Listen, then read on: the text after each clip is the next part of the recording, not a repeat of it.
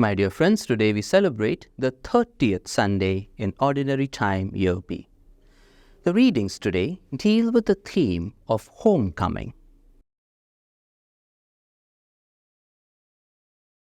The first reading, taken from the prophet Jeremiah, contains his oracle which promises salvation for the scattered remnant of Israel, return from exile, and joyful homecoming.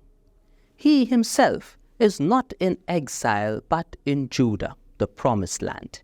His oracle speaks directly to those who remain in Judah and Israel, whose children, parents, brothers, sisters, friends, neighbors, extended families, and neighboring tribes have been taken from them, first by Assyria over a century earlier and most recently by Babylon. He also speaks to those in exile, the people of Israel and Judah who had been deported from their homeland against their will. The oracle focuses especially on this remnant of Israel, lost to their brothers and sisters in Judah and Samaria, scattered to the corners of the earth. Only God can know where they have been taken. Only God can bring them home. The verses leading up to today's passage set the stage for the rejoicing. It is because God is committed and faithful to Israel that He will restore the people to their land.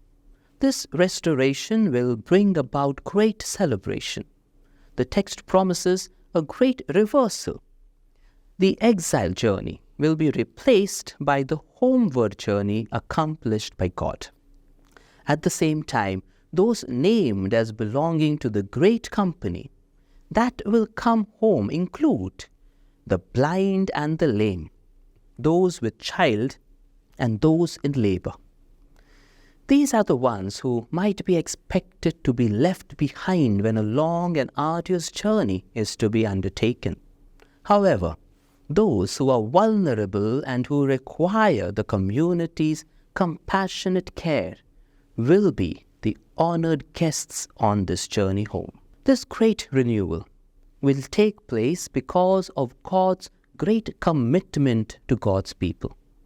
Another important aspect of this text is that God is portrayed as Israel's father.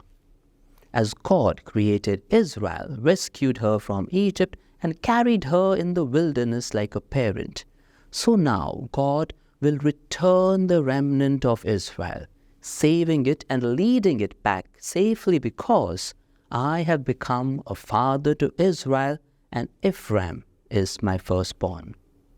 As this text gave hope to the Israelites when they suffered through their captivity, it also gives hope to us when we suffer through our captivities. You will surely say, I am not captive, I am not in prison. True indeed, but in another sense, it is untrue as well. We all go through some kind of captivity in our lives. The captivity of loneliness, fear, guilt, illness, the captivity of little time and too much responsibility, and also the captivity of very little money and too many bills. God invites us today to come with Him as He comes to us day by day, to save us from our captors and says to us, "Come with me, and I will cause you to walk beside rivers of water in a straight way where you will not stumble."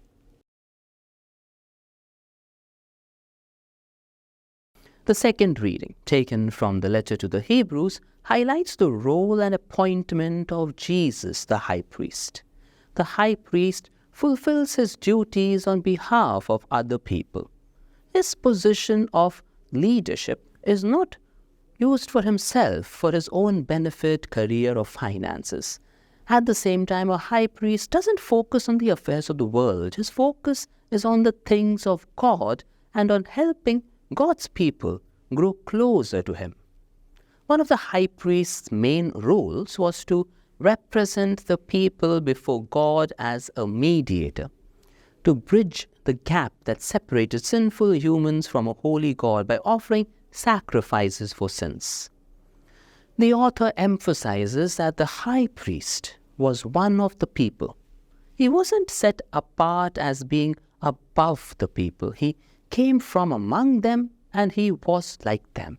His own weaknesses and sins and mistakes enabled him to treat others with mercy. The high priest was obligated to offer sacrifices not only for others but also for himself. Another important point to note is that the high priest is appointed by God. It wasn't like any other profession that one could choose.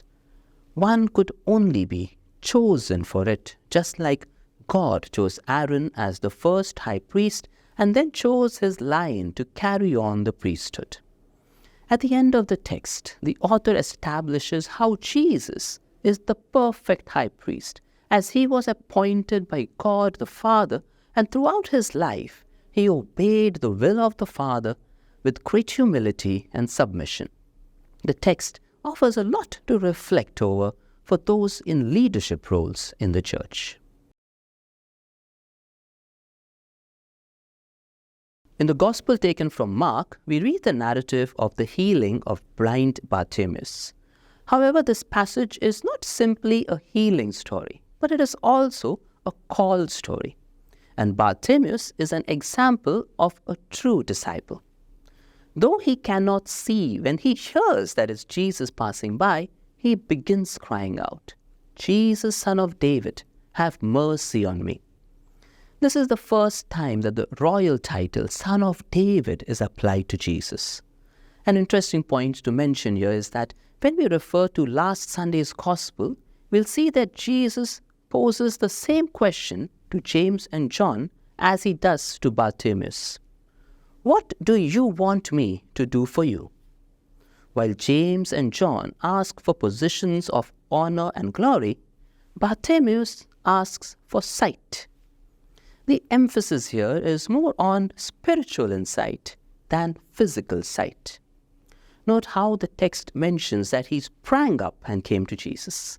This is precisely the effect of being in the presence of Jesus.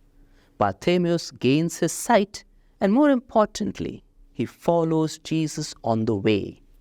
And where is Jesus headed? In the very next passage, we find Jesus entering Jerusalem and starting the chain of events that will end up at the cross. Bartimaeus truly represents the disciple who sees where the way ahead leads and yet follows and believes Jesus. The text also mentions many who sternly ordered him to be quiet. How do we understand this in the light of our reflection? I understand this as not only discouragement from people when one chooses to follow the way of Jesus, but also one's sins, failings, and weaknesses, which can cause hurdles as we attempt to follow Jesus. However, that is not a reason to lose hope. Jesus today asks us the same question that he asked James, John, and Bartimaeus. What do you want me to do for you? What is your response going to be? I pray that we all may be able to spring up from our captivities and come to Jesus, a new homecoming for us all. May God bless us all.